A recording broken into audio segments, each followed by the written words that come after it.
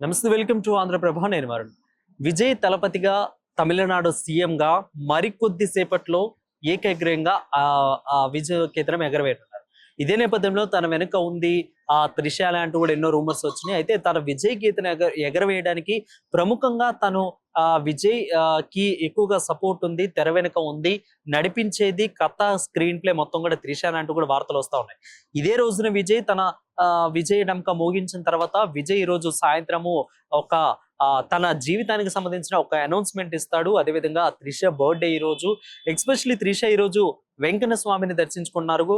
అసలు ఏం జరుగుతుంది తమిళనాడు రాజకీయాల్లో, త్రిష నిజంగా విజయ్ వెనుక ఉన్నారా అనేది కూడా మనతో పాటు మాట్లాడటానికి సోషల్ యాక్టివిస్ట్ జ్యోతిరెడ్డి గారు మనతో పాటు ఉన్నారు. మేడం అడిగి తెలుసుకో. మేడం నమస్తే. నమస్తే.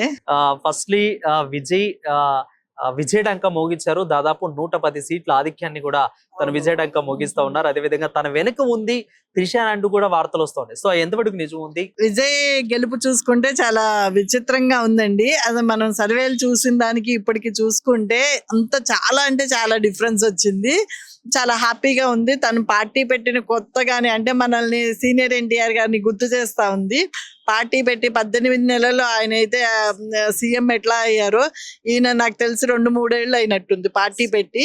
అది ఇంకా త్రిష విషయంకి వస్తే ఎందుకు అని అంటే అదంతా అవుననే అనాలి.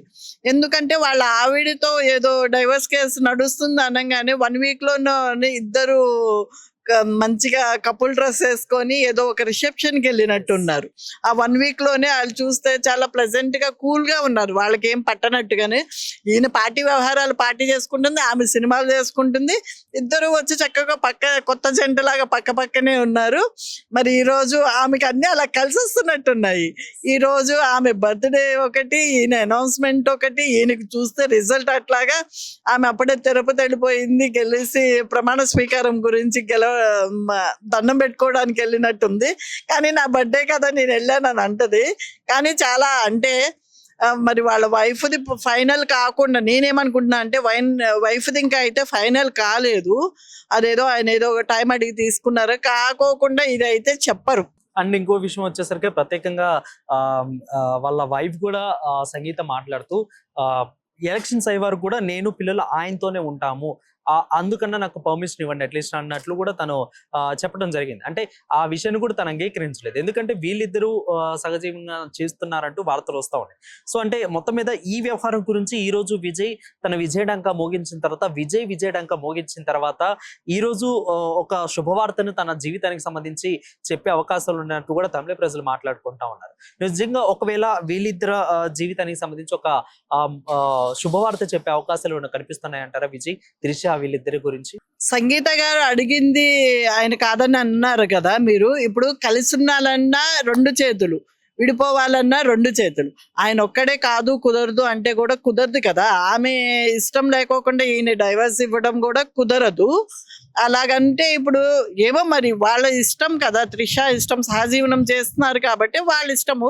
నాకు తెలిసి ఇవన్నీ కోర్టు కేసులో క్లియర్ అయిన తర్వాత వీళ్ళ కొత్త జంట మళ్ళీ ఫేమ్ లోకి వస్తారని నేను అనుకుంటున్నా. ఎస్, ఎందుకు అంటే తమిళ రాజకీయాలు ఎప్పుడు కూడా 5 సంవత్సరాలకు ఒకరు మారుతూ ఉంటారు. గత 10 సంవత్సరాల నుంచి డిఎంకే పార్టీ అధికారంలో ఉన్నా కానీ ఇప్పుడు వచ్చేసరికి ఏకగ్రీవంగా దాదాపు యూత్ మహిళల ఓట్లతోనే ఆధిక్యాన్ని విజయ్ సాధించారు. అంటే ఒక ఎస్సీ కేడర్ నుంచి వచ్చిన వ్యక్తి తను పార్టీ పెట్టిన స్టార్టింగ్ నుంచి ఎన్నో కష్టాలు పడుతూ ఉన్నారు, ఎన్నో ఇబ్బందులు పడుతున్నారు.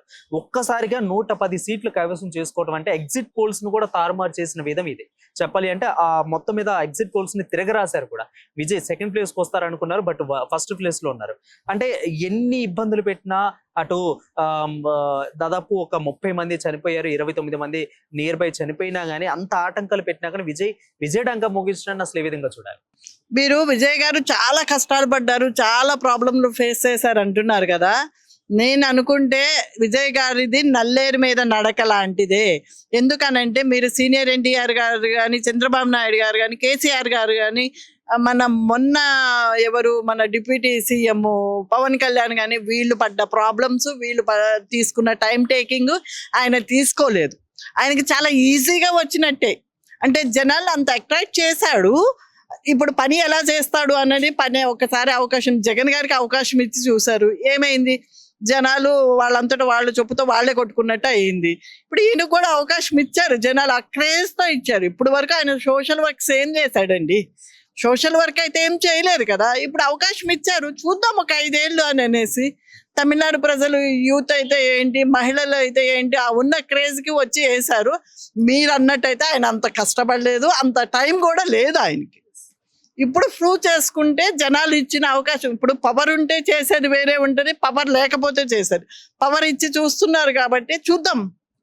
ఫైనలీ విజయ్ డంకా మీద ఈ యొక్క హ్యాపీనెస్ దాదాపు ఏకగ్రీవంగా 110 సీట్లు పైబడి గెలవటము, కింగ్ మేకర్ అవ్వటము, విజయ్ తమిళ రాజకీయాల్లో తన మార్క్ని ప్రజలు సృష్టించుకోవటం అసలు ఏ విధంగా చూడాలి?